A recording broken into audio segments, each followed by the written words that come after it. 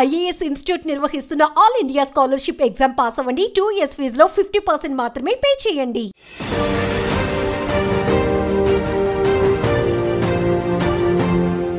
అతను వీరాంజనేయ స్వామి భక్తుడు. రోజు స్వామివారిని దర్శించుకుందే పచ్చి మంచినీళ్లు కూడా ముట్టడు. రోజు స్వామివారిని దర్శించుకోవటం, ఆలయం చుట్టూ ప్రదక్షిణలు చేయటం, ఆ తర్వాత మిగతా కార్యక్రమాలు మొదలు పెట్టడం అతని దినచర్య. ఆ రోజు కూడా స్వామివారి దర్శనం కోసం ఆలయానికి వెళ్లాడు. అలా వెళ్లిన కొద్దిసేపటికే విగత జీవిగా పడిపోయాడు. రెప్పపాటు క్షణంలో కుప్పకూలిపోయాడు.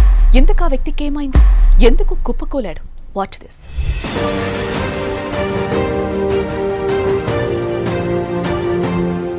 వాన రాకడా ప్రాణం పోకడా ఎవరూ చెప్పలేరని పెద్దలంటూ ఉంటారు. అలాంటి ఘటనలు అనేకం జరిగాయి.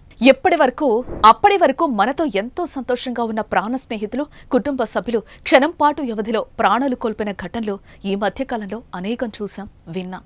అలాంటి ఘటనే తాజాగా భాగ్యనగరంలోనూ చోటు చేసుకుంది. Kukatpally housing board police station పరిధిలోని KBHP రోడ్ నెంబర్ 1లో అమ్మ హాస్టల్లో విష్ణువర్ధన్ అనే యువకుడుంటున్నాడు.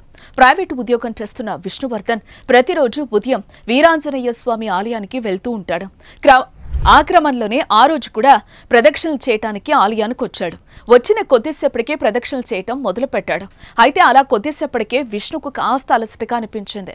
దీంతో ఆలయంలో ఉన్న ఫిల్టర్ వద్దకు వెళ్లి మంచినీరు తాగాడు. ఆ తర్వాత మళ్లీ ప్రదక్షిణలు చేస్తూ ఉండగా ఒక్కసారిగా కుప్పకూలిపోయాడు. ఆలయ అర్చకులు, భక్తులు విష్ణువర్ధన్ను పైకి లేపడానికి ప్రయత్నించారు. అయినా అతనిలో ఎలాంటి చలనం లేకపోయింది. దీంతో చివరకు 108 సహాయంతో ఆసుపత్రికి తరలించారు.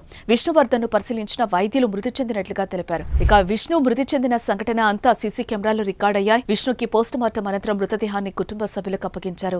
విష్ణువర్ధన్ విగత జీవిగా చూసిన తల్లిదండ్రులు జీర్ణించుకోలేకపోతున్నారు. కార్తీక మాసం కావడంతో ఉదయం స్వామివారి దర్శనానికి వెళ్లాడని, కానీ ఇలా విగత జీవిగా వస్తాడని ఊహించుకోలేకపోయామంటూ తల్లిదండ్రులు, కుటుంబ సభ్యులు కన్నీరు మున్నీరుగా విలపిస్తున్నారు.